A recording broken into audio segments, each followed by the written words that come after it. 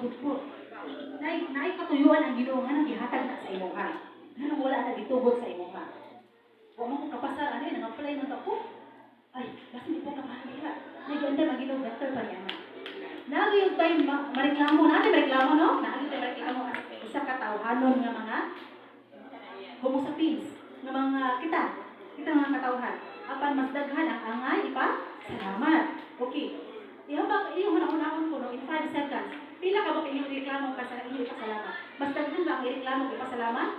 5, 4, 3, 2, 1. Unsay nila ka? Pagpasalamat. Bahala na utang. Salamat sa Ginoo kay wa ka kautang. Dili mo salig ang mangutang nimo pero ay pagutang ka na. Amen. Daghang pasalamatan kaysa ireklamo. Amen. Naging tayo mareklamo. Ano na ginano? Okay. Mana pa na sa example. Ako pasalamat ako sa Ginoo nga akong trabaho. Kay ako yung mga kauban sa trabaho.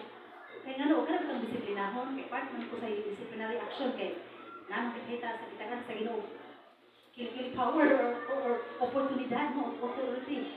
Ang ako mga kauban kasagaran mga agency, ngunit ako usuli mo. Muli ka ako dayon. Wala man nasayod saan? Attitude o gratitude. Nagturuan sila nga kung i-disiplina ka, pasabot na suko na. Pasabot, nasayod ka. Pag inunumin ninyo mga bata mo, kung disiplinahon mo sa trabaho, sa eskwelahan, sa panimalay, they want you to grow, to be a better person. Kaya kinsa may matulog ninyo diha. Mas maayo ganyan na inyong maginikanan, mga saba ninyo, kaysa atong uban mga plastic, na maayo kaayo, ba't wala nagtudo din maayo. Pasalamat mo sa inyong ginikanan. Pasalamat sa inyong mga boss sa trabaho.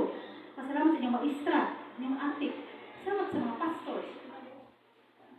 I like to recall, sorry Pastor, you we discussed before we were fully stand with the isulti ni Pastor